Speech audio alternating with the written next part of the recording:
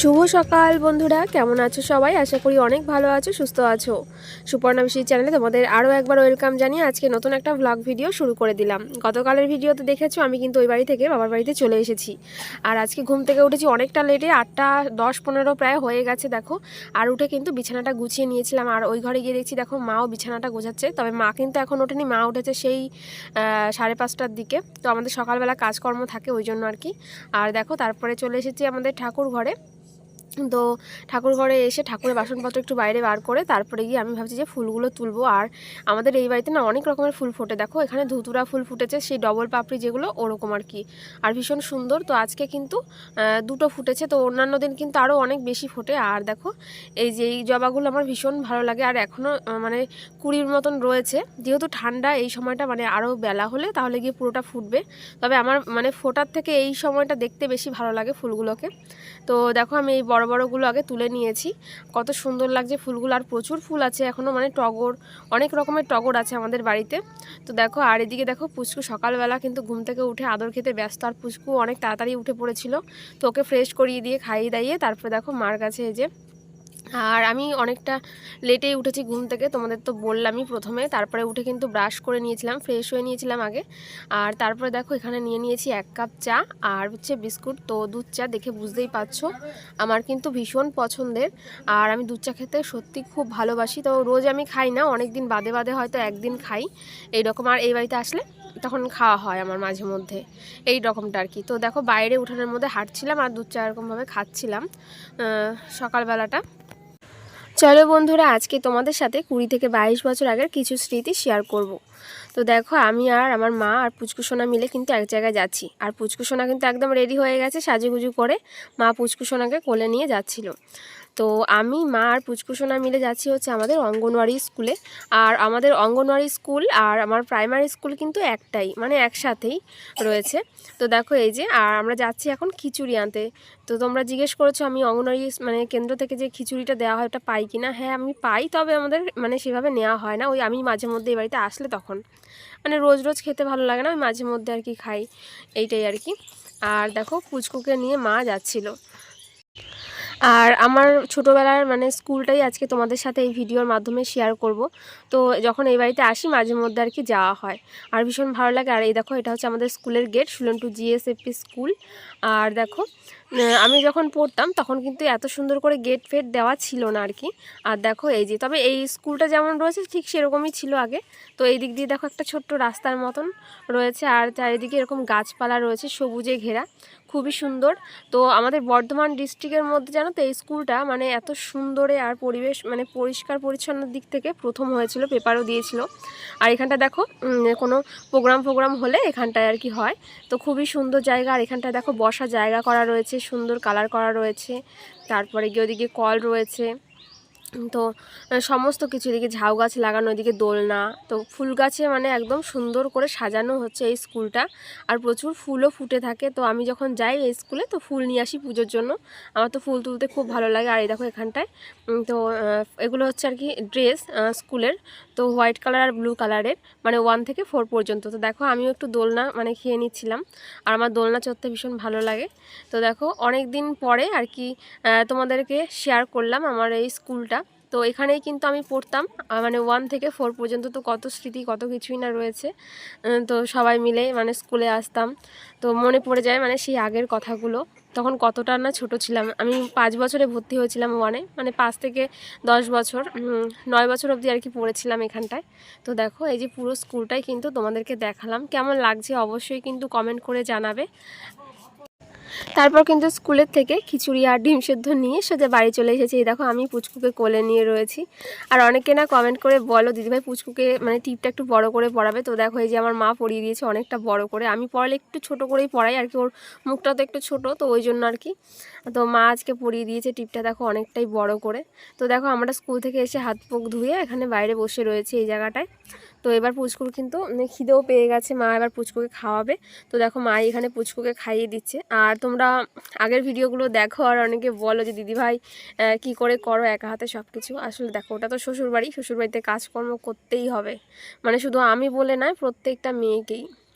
আর দেখো এই বাড়িতে আসলে আমার অনেকটাই হেল্প হয়, কারণ পুচুকে স্নান করানো খাওয়ানো সব কিছুই আমার মা করে দেয়। আমি কিন্তু মানে একটুখানি ছুটি পাই বলতে পারো এই বাড়িতে আসলে, আর মানে দেরি করে ঘুম থেকে উঠি, মানে আরামেই থাকি আর কি। তো ওই বাড়িতে হলে আর কি নিজের ওপর সবটা পড়ে, তো তখন নিজে আর কি করি এটাই। তো দেখো পুচুকে তারপর খাইয়ে দেয়, এখানটায় রোদের মধ্যে বসেছিলাম, আর এখানে আমি ঢাকা দিয়ে রয়েছি, এখন প্যান্ট পরা নেই ওই জন্য, আর নয়তো আমার ভিডিওতে কপিরাইট চলে আসবে, মানে আমাকে ভিডিওটা ডিলিট করতে হয় মাঝে মধ্যে, ওই জন্য আর কি।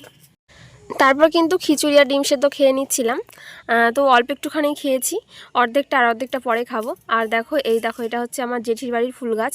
তো এই জবাগুলো কিন্তু খুব সুন্দর, তো জবা ফুল আজকে ফোটেনি, তো একটা কুড়ি তোমাদেরকে দেখালাম। আর এখানে দেখো ওই যে বৌদি, এটা একটা আমার বৌদি হয়, তো বৌদি পুচকুকে কোলে নিয়ে রয়েছে, আর আমার মা এখানে রয়েছিল।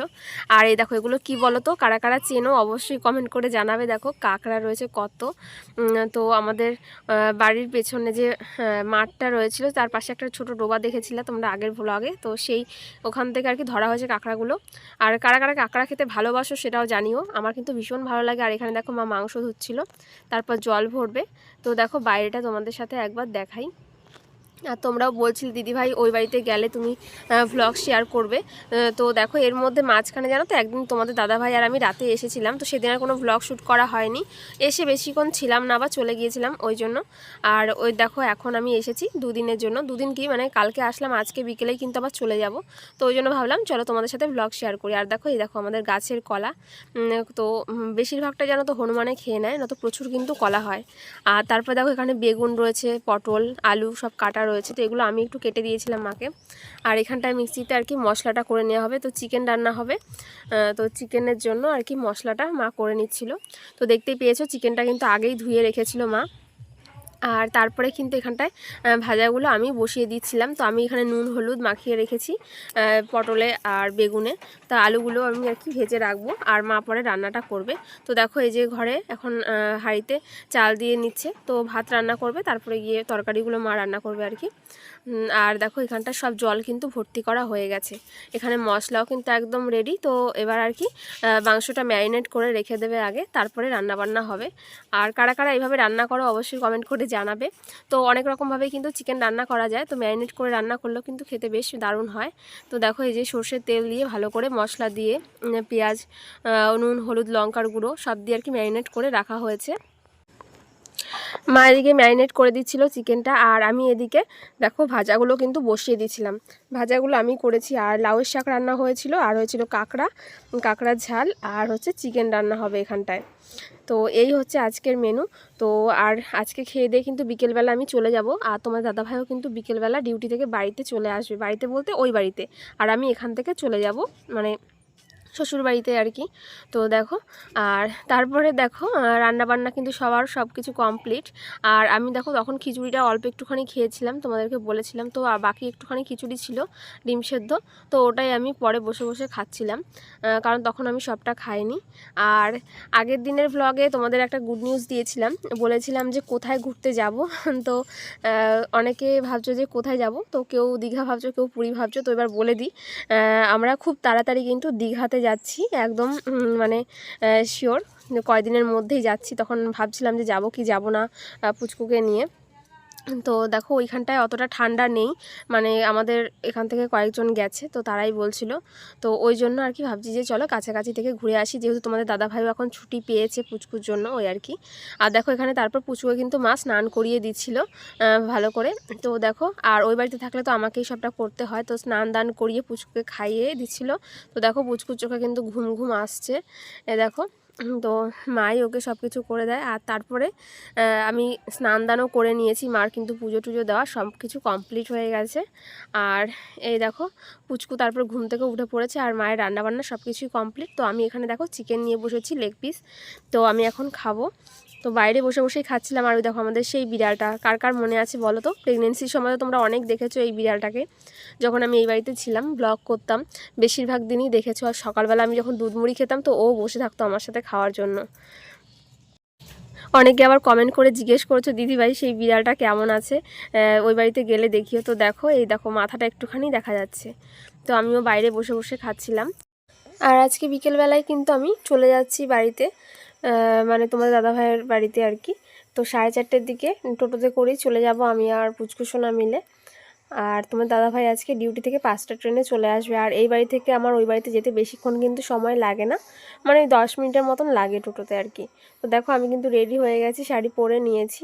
তো এবার যাওয়ার পালা আর কি।